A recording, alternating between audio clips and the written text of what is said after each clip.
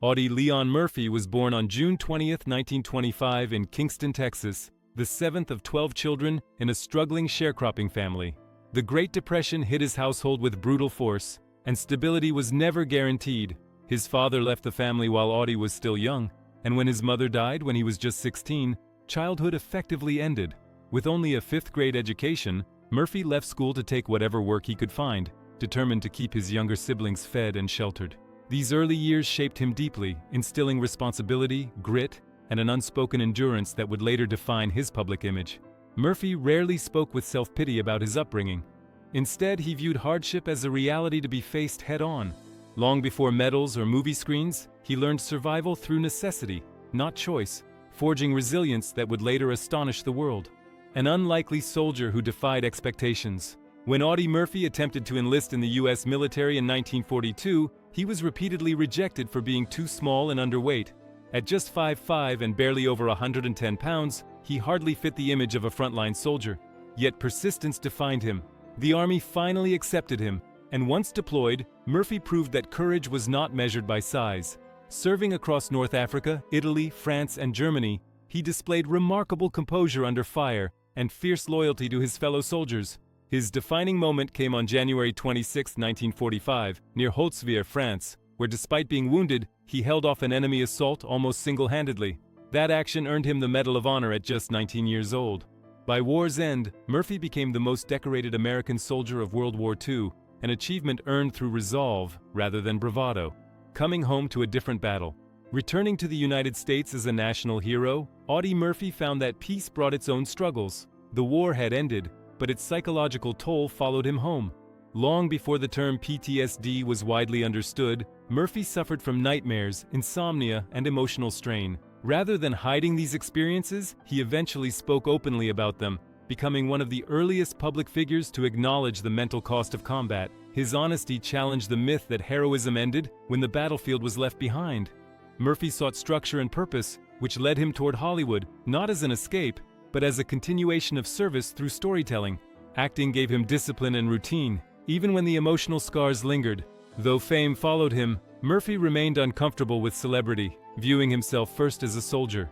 His post-war years reveal a man quietly fighting an invisible war long after the guns fell silent. Hollywood and a hero playing himself. Audie Murphy's film career was never driven by ambition alone. After early encouragement from industry figures, he transitioned into acting with humility and caution. He appeared in over 40 films, often westerns and war stories that mirrored his own toughness. His most notable role came in 1955's To Hell and Back, the screen adaptation of his memoir, where Murphy portrayed himself. The performance was restrained and honest, avoiding glorification in favor of realism. The film became a major box office success, solidifying his place in Hollywood. Despite this, Murphy never claimed to be a great actor. He approached the craft as work, not artifice. Alongside acting, he wrote country songs recorded by prominent artists, further demonstrating his quiet creativity. Murphy's Hollywood success never erased his past. It simply gave him another platform to convey authenticity rooted in lived experience. A private life seeking stability. Murphy's personal life reflected both longing and turbulence. His first marriage to actress Wanda Hendricks attracted media attention, but quickly unraveled under pressure, ending after 2 years. Just days later, he married Pamela Opal Lee Archer, a former airline stewardess whose grounded presence brought stability to his life. Together, they built a family and raised 2 sons, providing Murphy with the sense of normalcy he had rarely known. Pamela became his anchor, offering emotional support as he navigated lingering trauma, chronic pain, and professional demands. While Murphy remained disciplined and reserved in public, his family life revealed a man seeking peace rather than spotlight. He was deeply protective of his children and preferred quiet routines to Hollywood excess. Though struggles never fully disappeared, this marriage endured, giving Murphy a foundation that balanced the weight of his past with the responsibilities of fatherhood and partnership. The day everything ended on May 28, 1971, Audie Murphy boarded a small private aircraft en route to Virginia. The weather that day was poor, with heavy fog and low visibility across mountainous terrain. The plane, a twin-engine Aero Commander, flew into Brush Mountain near Roanoke, Virginia, crashing into a ridge. All 6 people aboard were killed instantly. Murphy was just 45 years old. Official investigations concluded that the crash was caused by pilot disorientation and inadequate navigation in severe weather conditions. The aircraft was flying below safe altitude, and visibility was dangerously compromised. There was no evidence of mechanical failure or external interference. Though the loss shocked the nation, the findings were clear. It was a tragic accident. Murphy, who had survived the most dangerous battlefields in history, lost his life not to violence, but to circumstance. A painful reminder that even heroes are not immune to fate.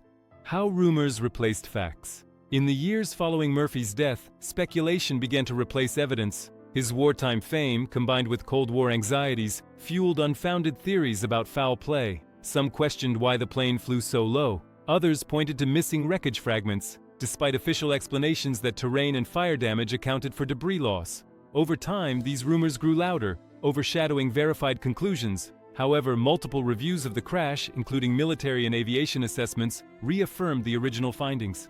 There was no credible evidence of sabotage, targeting, or conspiracy. Murphy's family consistently rejected such claims, emphasizing the pain caused by misinformation. The mystery persisted not because facts were hidden, but because tragedy invites speculation. In reality, the crash reflected a known risk of aviation in severe weather conditions. Separating myth from truth is essential to preserving Murphy's legacy without distorting it through unfounded suspicion. The truth that isn't dramatic, just sad.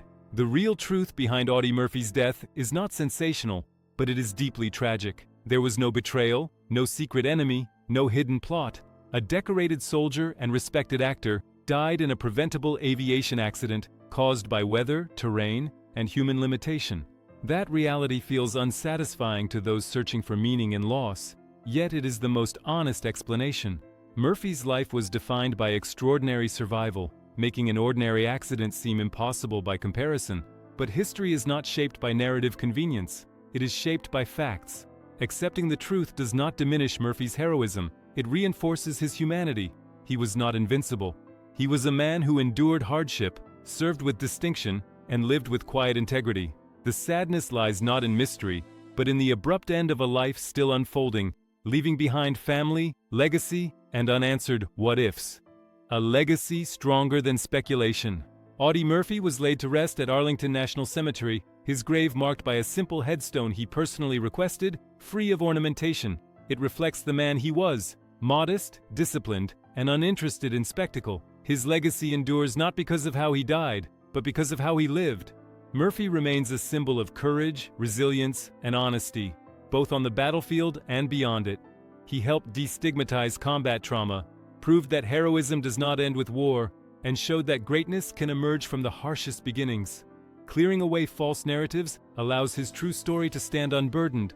The mystery, once examined honestly, is solved. And the answer isn't sinister, it's human, and perhaps that is the most powerful truth of all.